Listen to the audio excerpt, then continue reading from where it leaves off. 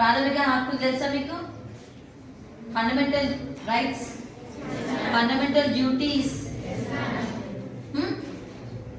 So one of the right to free education అనేది compulsory education. మామూలుగా labour work చేస్తే లేడీస్కి ఒక కూలీ, జెంట్స్కి ఒక కూలీ వేస్తారు ఉందా?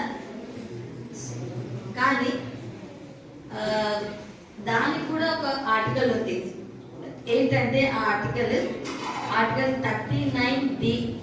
ప్రిన్సిపల్ గారు ఉంటారు, ఇద్దరు వర్క్ చేస్తున్నారు. కానీ సార్ జెంట్ కాబట్టి 40,000 అంటే జెండర్ డిస్క్రిమినేషన్.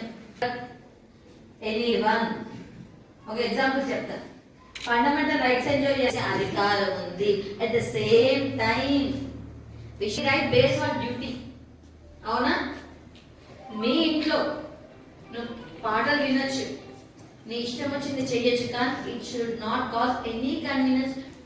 మీ రైట్ వేరే వాళ్ళకి ఇబ్బంది కలిగించకుండా ఉండాలి. It should not cause inconvenience. In that way you have to enjoy.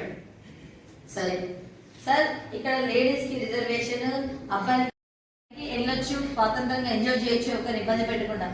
కానీ మీ స్వాతంత్రాన్ని, స్వేచ్ఛను ఆపితే ఏం చేయాలి? అది కూడా రాజ్యాంగంలో చెప్తుంది.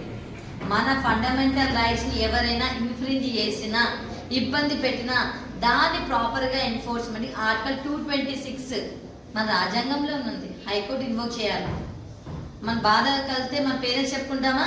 అట్లే మన ప్రాథమిక హక్కులకి ఇబ్బంది కలిగించే, భంగం కలిగే విధంగా ఎవరైనా పాల్పడినా ఆర్టికల్ 226 ఇన్వోక్ చేయాలి. మనం ఆర్టికల్ 227 సారీ, మన ఆర్టికల్ 226 ఈ రోజే కాబట్టి. So thank you for giving. Is it now?